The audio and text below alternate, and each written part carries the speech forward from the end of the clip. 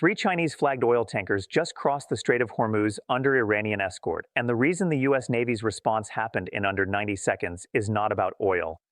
It is about something far more dangerous. This morning, at local time, three very large crude carriers, VLCCs, flying Chinese flags and broadcasting Chinese registry codes, entered the Strait of Hormuz from the Gulf of Oman.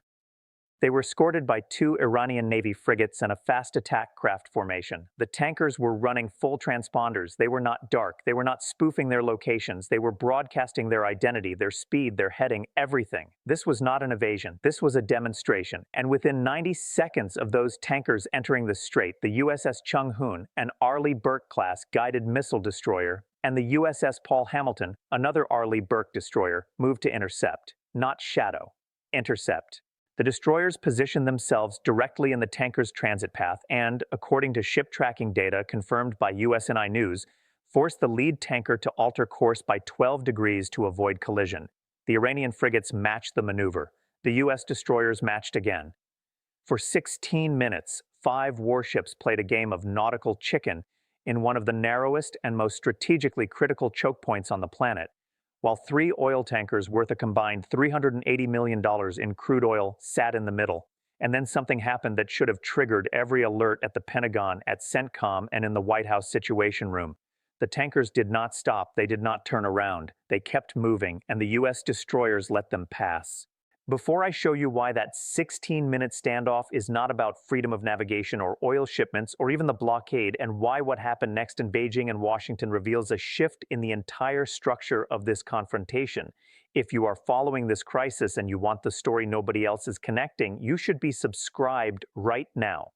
Hit that button because what just happened in Hormuz is going to escalate in the next 72 hours, and it is absolutely not slowing down. Here is what every headline got wrong today. They covered this as a blockade violation, Chinese tankers defying U.S. naval presence, Iranian provocation, and yes, it is all of that, but if you stop there, you miss the entire point. Chinese tankers transiting Hormuz is not news. Chinese tankers have been moving Iranian oil through the strait for years. China is Iran's largest oil customer. China buys over 90% of Iran's crude exports. Chinese vessels, many of them part of the so-called Dark Fleet, have been evading U.S. sanctions and navigating Hormuz under Iranian protection since 2018. Chinese tankers crossing Hormuz is not a development, it is a business model. So why did the U.S. Navy respond in 90 seconds? Why did 2 guided missile destroyers, ships that cost $1.8 billion each, reposition themselves to physically block tankers that Washington has let pass dozens of times before?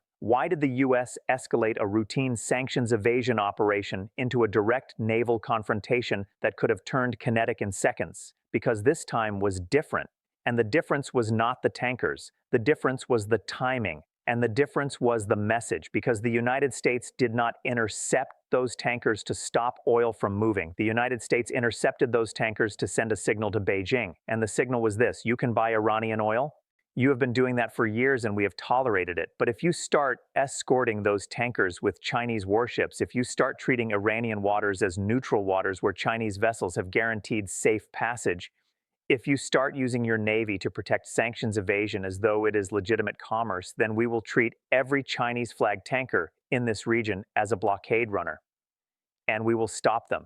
That was the message, and Beijing received it. But Beijing did not back down. Beijing replied. And the reply is, what should terrify you?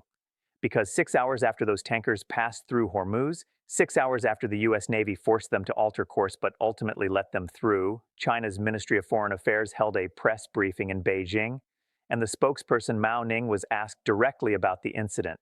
And here is what she said, and I want you to hear the exact words.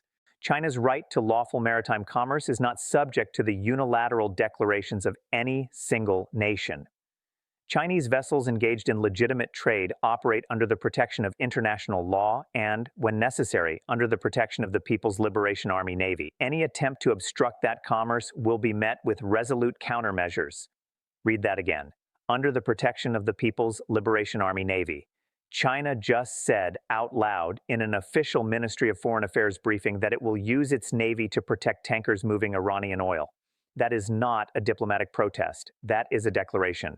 China is not hiding behind proxies. China is not using back channels. China just announced that it considers Iranian oil a Chinese national interest worth defending with military force. And those words were not off the cuff. The statement was pre-written, it was distributed to Chinese state media within minutes. Xinhua, Global Times, CGTN all ran the same quote within the hour. That means it was coordinated. That means it was approved at the highest levels. That means this is not the foreign ministry improvising. This is Beijing policy. Now, here's the thing that made my stomach drop when I cross-referenced the timeline this morning. As of right now, 12 hours after China announced it will use military force to protect tankers in the Gulf, the United States has issued no formal response, no Pentagon briefing, no White House statement, no CENTCOM clarification of rules of engagement, no State Department condemnation, nothing. And before you say that is just Washington being measured, that is careful diplomacy in a tense situation. Let me tell you what that silence actually costs. Every U.S. ally in the region is watching that silence. Israel is watching it, Saudi Arabia is watching it, the UAE is watching it, and they are all asking the same question right now. If a Chinese warship enters the Gulf tomorrow and escorts a tanker through the U.S. blockade, is America going to stop it? Or is America going to do what it did this morning, reposition, posture, signal, and then let it pass? Because the alternative is a direct military confrontation with China that Washington is not ready to have. That uncertainty, that specific question going unanswered, is exactly what China wanted to create. This morning's tanker crossing was not about moving oil. It was about testing resolve. It was about putting the United States in a position where it had to choose. Enforce the blockade and risk a confrontation with the PLA Navy, or let the tankers pass and signal to Iran, to the Gulf states, and to the entire world that the blockade is negotiable if you have a big enough friend. And the United States chose door number 2, and everyone noticed. The Wall Street Journal reported this afternoon, citing 3 people familiar with the discussions, that Saudi Arabia and the UAE held a joint security call this morning with U.S. CENTCOM officials. The topic, according to 2 officials who spoke on condition of anonymity, was whether the U.S. blockade is, quote, operationally credible if Chinese-flagged vessels are exempt. One senior Emirati official reportedly asked the American participants directly, if Chinese tankers can pass, what exactly is being blocked? That is the question, and the United States has not answered it, because the answer is this: the blockade blocks Iranian oil from reaching markets, unless that oil is protected by a state with enough military and economic power that confronting them costs more than the blockade is worth, and China just became that state. That is not a blockade failure. That is a blockade loophole, and China is driving tankers through it. But the U.S. silence has a second dimension that goes far deeper, and to understand it, you need to understand something that almost nobody in the mainstream coverage has connected to this morning's confrontation. Let me give you one number, just one, and I want you to sit with it for a second. Since the U.S. announced the naval blockade of Iran on April 9th, 37 days ago, Iran has exported approximately 1.91 million barrels of oil per day. That is up from 1.68 million barrels per day before the blockade began. Iran is exporting more oil under a blockade than it was before the blockade existed. How is that possible? How does a naval blockade designed to choke Iranian oil revenue result in Iran exporting 14% more crude than it did in peacetime? One word, China, but not China in a vague sense. China through a system so sophisticated, so resilient, and so deliberately constructed that the U.S. Navy's entire blockade strategy was obsolete the day it launched. Here is how the system works. China does not send tankers to Iranian ports and then sail them back to China through waters the U.S. Navy patrols. That would be too vulnerable. Instead, China uses ship-to-ship transfers. Iranian tankers load crude at Karg Island or Bandar Abbas, sail into international waters in the Gulf of Oman, and transfer the oil mid-ocean to Chinese-flagged VLCCs. The transfer happens in under 6 hours. No port call, no documentation, no satellite record except a brief loiter that looks like a routine anchorage. Once the oil is on a Chinese tanker, it is no longer Iranian oil under international law. It is Chinese oil. The ship is flagged in China. The registry is Chinese. The cargo, legally, belongs to a Chinese entity. The U.S. can call it sanctions evasion. The U.S. can call it smuggling. But under maritime law, it is Chinese property on a Chinese vessel in international waters. And stopping it means boarding a Chinese ship. And boarding a Chinese ship means risking a confrontation with Beijing. So the tankers sail, they cross Hormuz, they move through the Gulf, they transit the Indian Ocean, and they arrive in China, where the oil is offloaded at independent refineries called teapots that operate outside the formal Chinese state oil system and do not report imports to international tracking agencies. The entire system is designed to bypass every tool the United States has to enforce sanctions. It does not touch the dollar. It does not touch SWIFT. It does not rely on ports the U.S. can monitor. It does not produce documentation the Treasury can sanction. It is a closed loop, and it has been running for 7 years. And this morning, the United States tried to disrupt that loop by physically blocking the tankers. And China responded by saying out loud that it will protect that loop with military force. And now the United States has to decide whether it is willing to board a Chinese ship to enforce a blockade that, so far, has not reduced Iranian oil exports by a single barrel. Now here is where China's strategy connects directly to what happened this morning. The tanker crossing was not spontaneous. The Iranian escort was not coincidental. The Chinese Foreign Ministry statement was not reactive. This was coordinated. And the coordination reveals something that almost no one is saying out loud yet. China and Iran are not operating as client and patron. They are operating as partners, and the partnership has a division of labor. Iran provides the oil. Iran controls the strait. Iran threatens the Gulf states. And China provides the markets. China provides the financing. China provides the diplomatic cover. And now China provides the military escort. This is not China helping Iran. This is China and Iran jointly constructing an economic and military corridor through the Gulf that the United States cannot close without going to war with both of them simultaneously. And the U.S. blockade just proved it works. Let me give you a framework for understanding why this tanker incident is not a one-time provocation. It is a test case, and if it succeeds, it will be repeated. Think of it as an escalation ladder. Every time China moves a tanker through Hormuz under Iranian escort and the U.S. does not stop it, China climbs one rung, and every rung higher is a new capability, a new precedent, a new normal. Watch the sequence. April, China sends dark fleet tankers through Hormuz with transponders off, evading tracking. The U.S. does not intercept because it cannot definitively prove the cargo is Iranian. May, China sends flagged tankers through Hormuz with transponders on, broadcasting Chinese identity. The U.S. repositions but does not board because the legal risk is too high. Next, China sends a planned warship to escort a tanker convoy through Hormuz, testing whether the U.S. will tolerate Chinese military presence in the blockade zone. Then, China establishes a permanent naval patrol in the Gulf of Oman under the justification of protecting Chinese commercial shipping. Finally, China declares an exclusion zone around Iranian loading areas and dares the U.S. to violate it.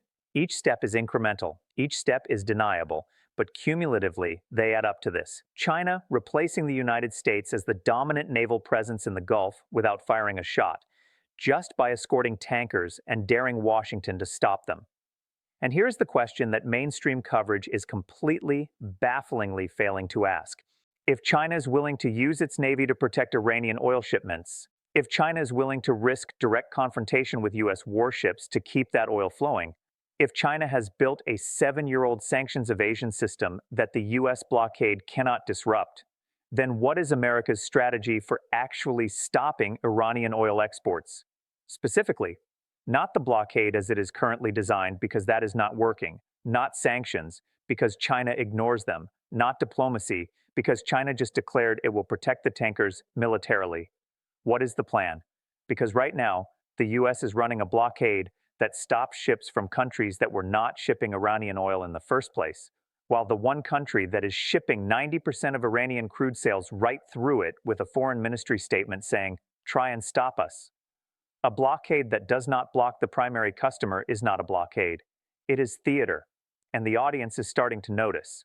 And that audience is not passive. According to the Financial Times, citing 2 people familiar with the matter, the UAE and Qatar have privately communicated to Washington that they are, quote, reviewing their exposure to U.S. enforcement actions in the Gulf. That is diplomat speak. What it actually means is this: if the U.S. is going to let Chinese tankers pass but stop everyone else, then the blockade is not neutral, it is selective. And if it is selective, then smaller states are absorbing risk that larger states are not. And that is not a security partnership, that is abandonment. Saudi Arabia has not said that publicly, but Saudi Arabia also conspicuously did not condemn this morning's tanker crossing. And Saudi Arabia also has not reaffirmed support for the U.S. blockade in any official statement since the Chinese Foreign Ministry announced military protection for the tankers. Silence from Riyadh is not neutrality. Silence from Riyadh is calculation. And America is treating this as a naval incident when it is a diplomatic defection in slow motion. The White House was asked directly this afternoon whether the U.S. will interdict Chinese-flagged tankers in the Gulf. The press secretary said, quote, "We are consulting with allies and reviewing our options. You cannot run a blockade while reviewing your options. A blockade, by definition, is a declared, enforced, unambiguous line that no one crosses. If you are reviewing whether to enforce it against the one country that is crossing it, then you do not have a blockade, you have a suggestion." And China heard that, Iran heard that, every Gulf state heard that, 96 hours. That is the window military analysts are watching. 96 hours from this morning's tanker crossing to see whether China sends another convoy, whether that convoy includes a planned escort, and whether the U.S. Navy stops it or lets it pass again. And the next 48 to 72 hours are going to tell you everything about which direction this goes. If the U.S. announces updated rules of engagement for the blockade, if CENTCOM clarifies that Chinese-flagged vessels carrying Iranian oil will be stopped regardless of flag state, if the Pentagon sends additional destroyers to Hormuz and positions them for enforcement, not just posturing, that tells you Washington has decided to enforce the blockade even if it means confronting China, that it believes Iranian oil revenue is a strategic threat significant enough to risk a naval incident with the plan. If the U.S. stays silent, if there are quiet diplomatic messages to Beijing but no public hardening of the blockade, if the next Chinese tanker convoy passes through without interception, that tells you Washington has accepted that the blockade cannot stop Chinese oil purchases and is searching for a face-saving way to redefine what the blockade is actually designed to do. And if the U.S. starts negotiating directly with China, if there are suddenly back-channel talks about oil caps or quotas or pricing mechanisms that would allow some level of Chinese purchases in exchange for limits, then you are watching something genuinely new. America conceding that it cannot blockade Iran without Chinese cooperation and attempting to buy that cooperation with compromises. I do not know which of those three America chooses. Nobody outside a very small room in Washington, Beijing, and Tehran knows right now. What I do know is this: 3 Chinese tankers crossing Hormuz this morning was not the story. Those tankers were the test. The story is the system behind them, the ship-to-ship transfers, the teapot refineries, the yuan payment channels, the dark fleet logistics, the 7-year architecture China built so that when this moment came, when America tried to economically strangle Iran, the economic oxygen would keep flowing. This blockade did not build that system. This blockade just revealed it, and what you are watching right now, Chinese tankers crossing under Iranian escort, the U.S. Navy repositioning but not stopping them, Beijing announcing military protection, Washington saying nothing, is what that system looks like when it is stress-tested, when the dependencies are called in, when the leverage is applied, when the question is asked out loud, who actually controls the Gulf? 3 tankers, 2 navies, 90 seconds to intercept, 16 minutes of standoff, and a decision that will define whether the United States can enforce its will in the most strategically important waterway on Earth, or whether that waterway just became Chinese water with American ships watching from the side, 1 crossing, 2 silences, 96 hours until the next test. Watch CENTCOM. Watch the Fifth Fleet's public statements. Watch whether the Chung Hoon and Paul Hamilton stay on station or rotate out. Watch what China's Ministry of Defense says or deliberately does not say in the next 48 hours, because in this story, the ships that move matter less than the ships that stop. And right now, the only ships stopping are American, and they are stopping for Chinese tankers, and that is a sentence that should not be possible if the U.S. Navy controls the Gulf. But maybe it does not anymore. If this connected the dots in a way nothing else you read today did, share it with one person who needs to understand what is actually happening in Hormuz right now. And if you want to be here when the next Chinese convoy enters the strait, because it is coming, and it is coming soon, subscribe and turn on notifications right now. I will be tracking every movement, every silence, every decision. Do not miss it.